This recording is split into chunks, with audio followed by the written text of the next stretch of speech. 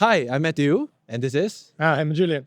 and we are from the Singapore FinTech Association, the InsurTech Subcommittee. We're here today at the Insure Innovator Connect Asia 2025. We're in Singapore today, and you can find out more on our socials to see all the coverage on this event. So here we are at IIC, and I have a very special guest with me today, right? Could you introduce yourself to our guests out there? Hi, Telison. I'm Mahen from Union Assurance, representing Sri Lanka.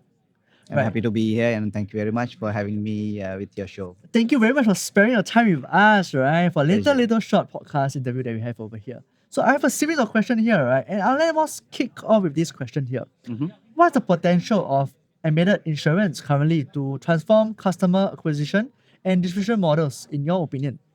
So embedded insurance, it's not new. It has been there for a couple of, or maybe a decade or so, Uh-huh. but it has not really picked up as we expect as insurers, at least some part of the world. But if you really look at the potential of embedded insurance, it is projected to grow at 20%, a CAGR, 20%. By 2030, it will have about a market size of 800 billion Wow. US dollars. So that's a kind of potential that you Mhm. have in the market. So having said that, I mean the embedded insurance actually started with bank assurance, plugging the insurance solutions into bank products, and that's where the bank assurance actually Yeah. started and grown to be a bigger business. Mhm. But now I think with the tech coming up, and there is so much of developments happening in tech frontiers. um, the embedded insurance is now more a reality than it Right. used to be. So I think that it'll be a a nice journey with embedded insurance, because if you look at some of the aspirations of younger generation, who are going to be our core customer, maybe in already, or maybe a couple of years, because Alpha also Yeah. coming to the market slowly. So I think it globally it has a lot of potential, but while it has a lot of potential, it has its own challenges as well, because if you look at generally in the world, Mm. life insurance business has been there for centuries. Mhm. So a lot of companies are grappling with old legacy systems, Right. etc. So talking to different systems is a challenge. And also when you look at some of the partners now, embedded insurance is basically a concept of working with working with your partnership network. It can be a telco, it can be a bank, it can be a maybe supermarket, it can be an airline. So you embedding that into the a solution. So as a customer, you don't feel that you have bought a Mhm. life, I Insurance, mean yeah. any insurance product, because it is embedded. And so the journey is kind of smooth and seamless. Ah. But when you have these tech issues, when you have legacy and data issues, Mhm. maybe cleansing, data cleansing, etc. So these kind of hiccups here and there is delaying. But Right.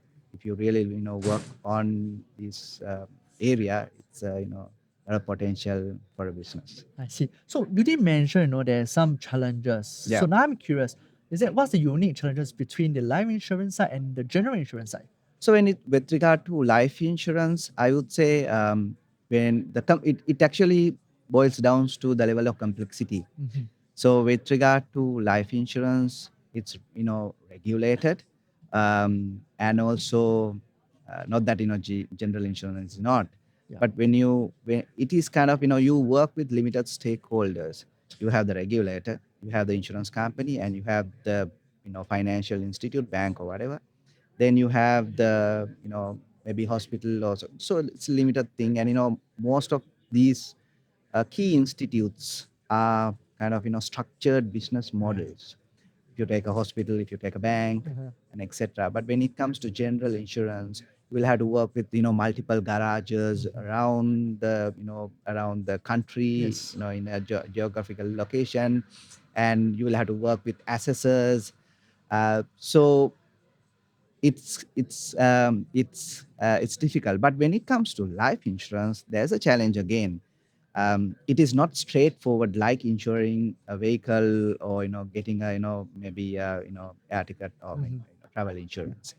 So the difficulty here is that when it comes to life insurance, we would like to know as a customer, how healthy you are, what is your age, maybe depending on the sum assured, the protection value, you may have to go through uh, medical underwriting, Underwriting, yeah. etc. So that kind of is a challenge, so that the journey is not as smooth as we want to be.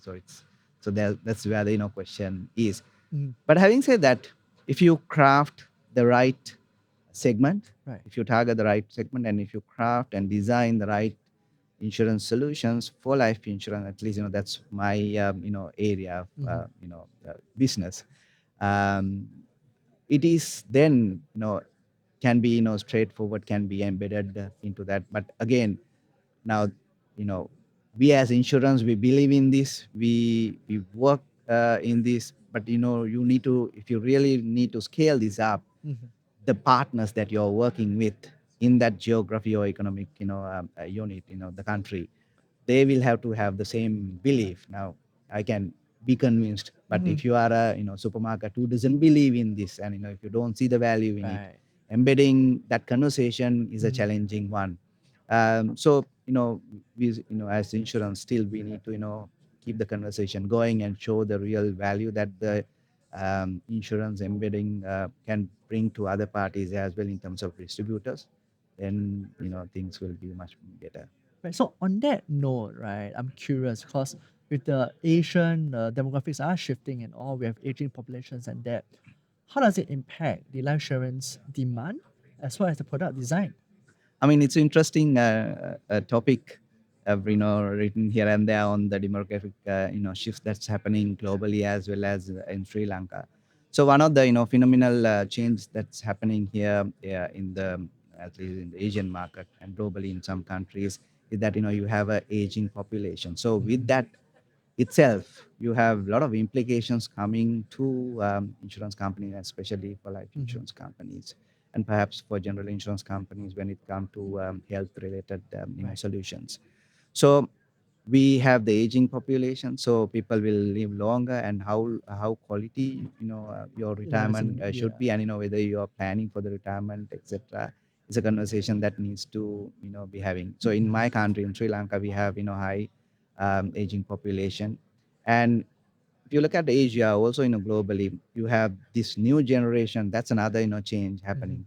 The Gen Zs Yes. are becoming your core customer segment as well, and also slowly Gen Alpha is also coming up. Mhm. So what it means is that their behaviors and how they look at insurance is pretty interesting. It's not the way our parents and we used to look at, because I was in the sessions, and I was Mhm. hearing that there's this new phenomenon with Gen Z, that before the retirement comes, Gen Z or these new generations would like to take time off, maybe Yes. sabbatical leave for about a couple of years, etc. Mhm. So those are the new aspirations that the new generation cohorts do have with regard to life insurance. So if you are in the mindset of designing these traditional retirement solutions, might not work, Mhm. because before the real retirement you would like to take off time off.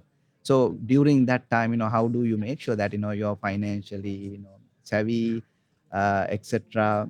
That's a those are new questions that we'd like to answer and Mhm. see, because this is impacting how you actually rethink your not only designing part of the product, but also in terms of how do you deliver, because their media consumption and how they look at buying life insurance is changing. So they'd like to go through this thing, but still I believe that when it comes to a bigger decision, like if the value is higher in terms of your product, you still would like to talk to a person and buy. But still Mhm. there's a segment uh, emerging who would like Yes. to resort to online digital driven Right. solutions. So that's another one.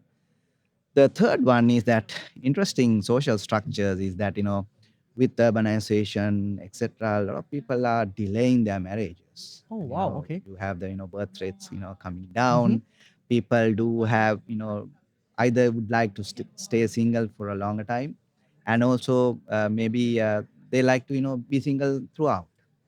For many various reasons. It can be socio-economic, both reasons. Mhm. So there's this concept called households, single owner households, right? So we call it, social atomization. So you have your nuclear family, but it's not anymore. Right. You will have just by yourself living. So Yes. those kind of, segments, social structures are Mhm. emerging, and whether we are thinking as life insurers is a question that we need to ask, whether, if it is really relevant to, your geographical area. Maybe it's an important aspect to look at, because, what you craft for them may not be working,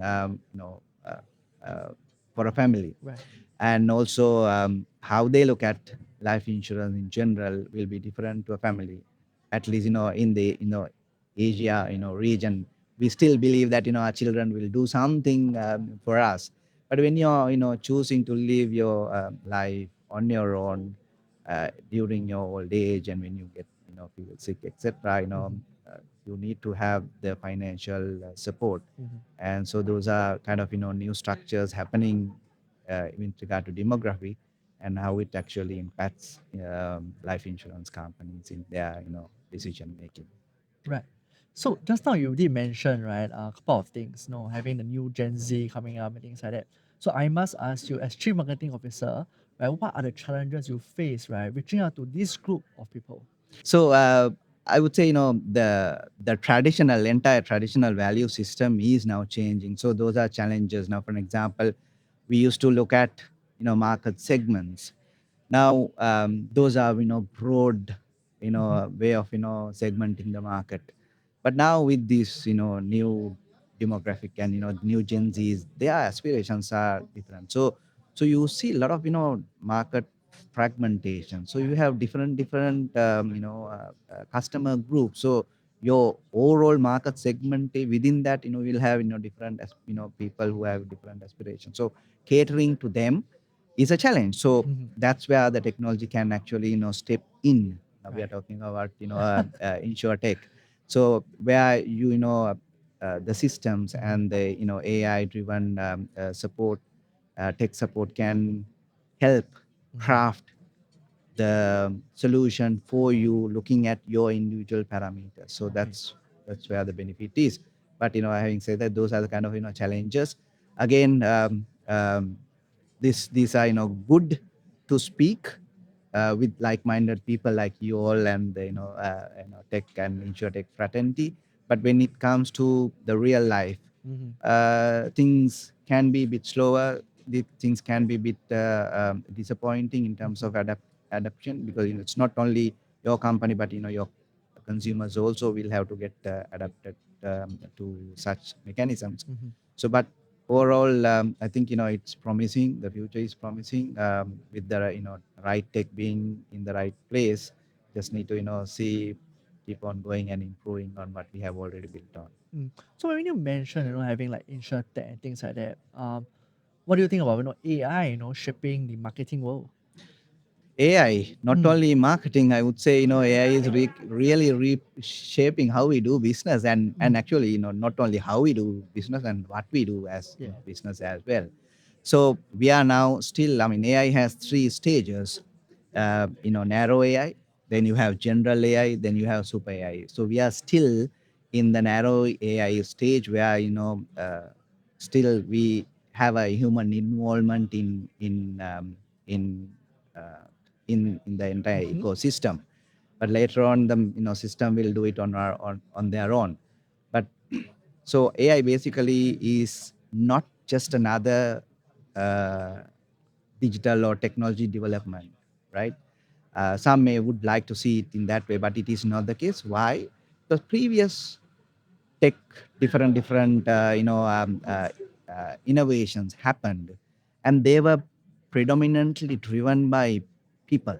Mm. with human involvement. So I feed something, then Something the will come right out. code will come out. I feed some instructions and I automate. I instruct for it to be automated, and the machine will do it. But here it is not the case. Here in AI, data will talk to data and will make their own decisions. Right. So that's where the machine will have its own autonomy. So things as to be changed. But I mean, just answering to your question again, coming back, it has challenged in many ways, because how we do business, how we actually deliver value to insurance partner, customers, have changed drastically, and also getting drastically. So we need to really look at um, embedding, embracing AI as soon as possible than later, to be ahead of the game. Talk about agentic, AI, then AI make AI related decisions, etc. So the research that was done, I think 2021, they spoke to top executives. This is an academic research. So they found out AI can be helpful in two ways. One is to play the role as administrative assistant, which you and I do. Yes. Meaning, you want to, send a mail out, you tell the, your AI bot, draft this Kick off mail the for me. Yes, do process. it, and they will do it.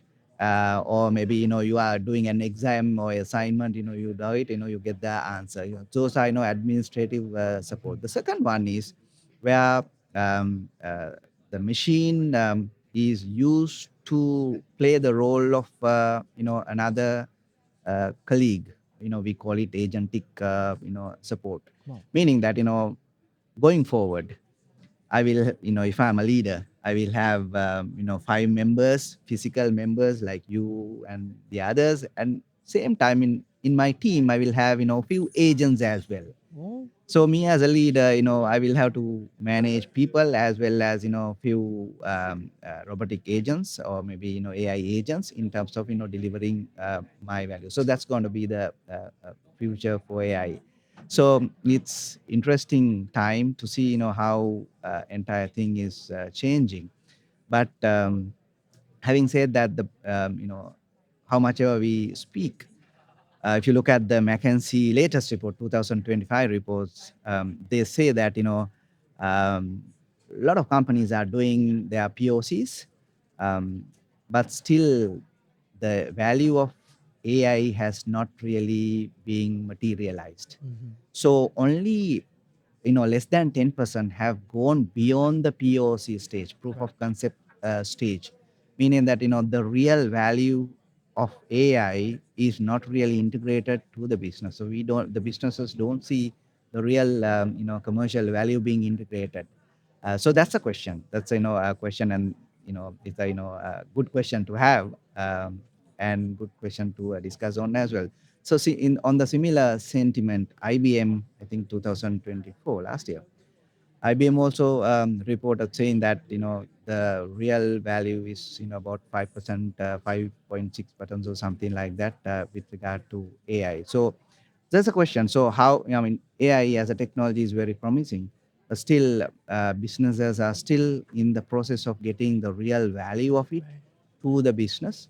Quite a lot of things to be done in terms of, working with the right partners. The insure tech needs to come forward, and how sophisticated your systems as an organization, and how clean your data is another, challenge. So all these things are important areas to look at in terms of AI.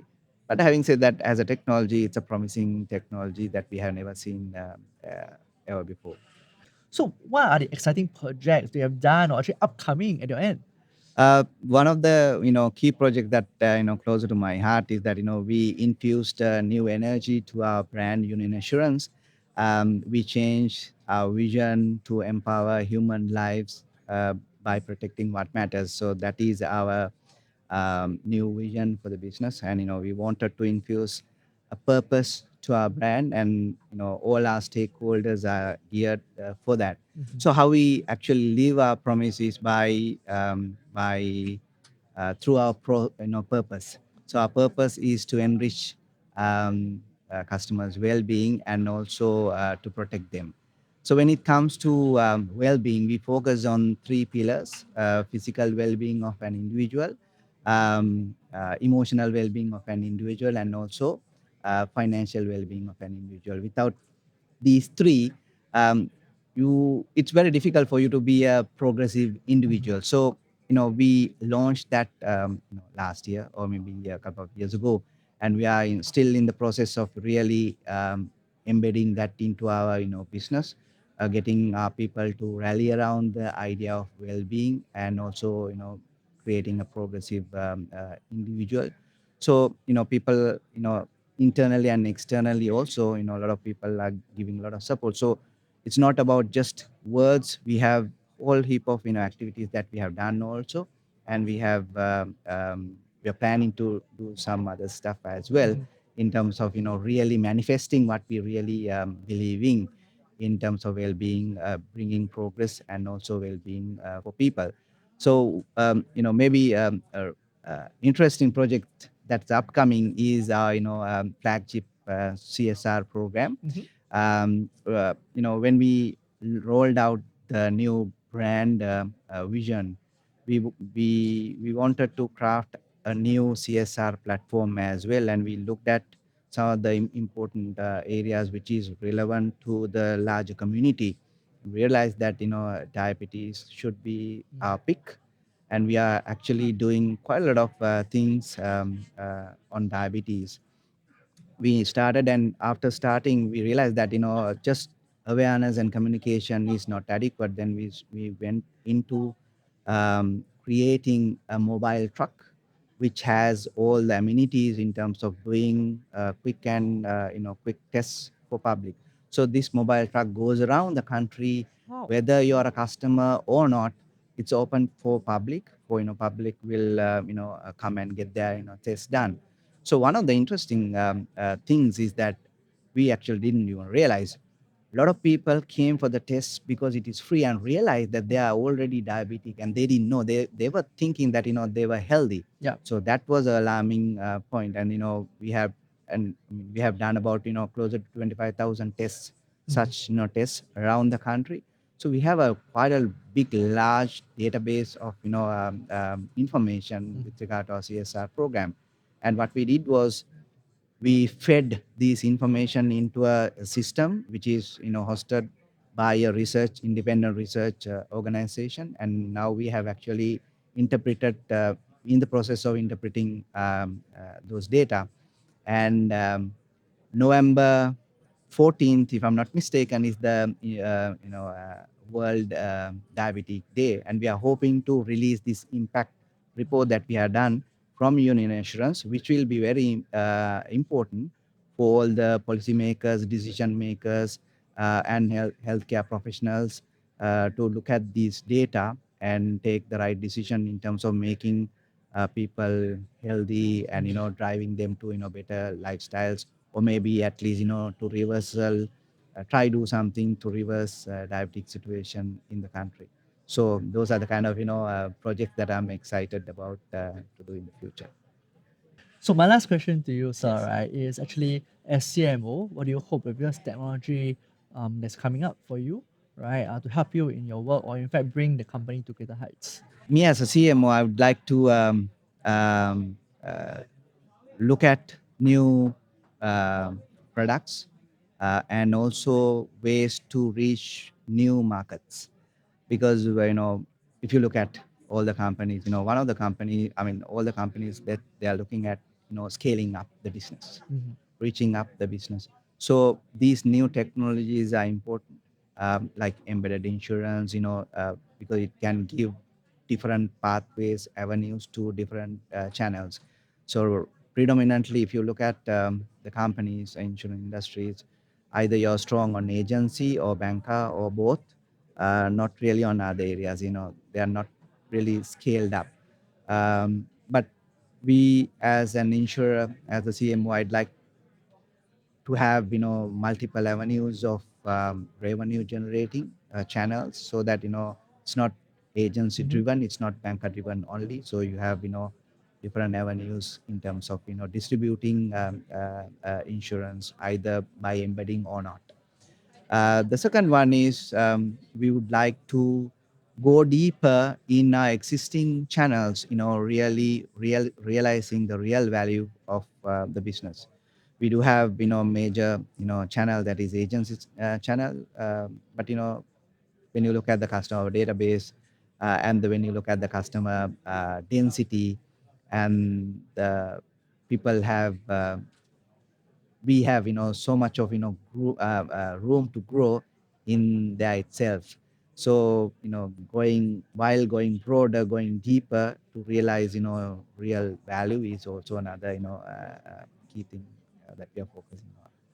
And also using all this technology to take the brand out in a way that is relevant to the current and the potential insurance segments. So we have this interesting ecosystem that we have created about 3 or 4 years ago, called Click Life app, Union Assurance Click Life app. So that's a kind of central ecosystem. It's an app. It's a central ecosystem for customers to be empowered, so they don't need to depend on the company. When I say for tweaks, minor adjustments, etc. So you have the control of your policy and the solution that you have. Furthermore, it is not only an ecosystem to pay your premium and to buy your this thing. You can buy policies through Click Life, and also we are actually enabling our customers to have a healthy and fulfilled life. So because our brand promise is to protect lives and also to enrich their well-being. So when you go to the app, you're open to a whole heap of benefits ecosystem for you to be healthy, for you to count your calories that you intake, maybe to get free tests, and it is even open to public as well. So you have plethora of benefits when you log on to Click Life. So that is becoming central ecosystem in terms of working with our valued customers. Well, that's very exciting, right? All the upcoming things that you have on your side. Thank you very much, sir, for Thank you very actually much. Thank you having very this much interview with having me. us. Pleasure having a chat with you. Thank you. I hope you enjoy our podcast review just now. This podcast review is brought to you by IIC, SFA, and MESSION. And we hope you enjoyed the Insure Innovator Connect Asia 2025 in Singapore. We sure did. We're looking forward to meeting you again in our IIC future events. See you next time. See you next time. See you. Cheers.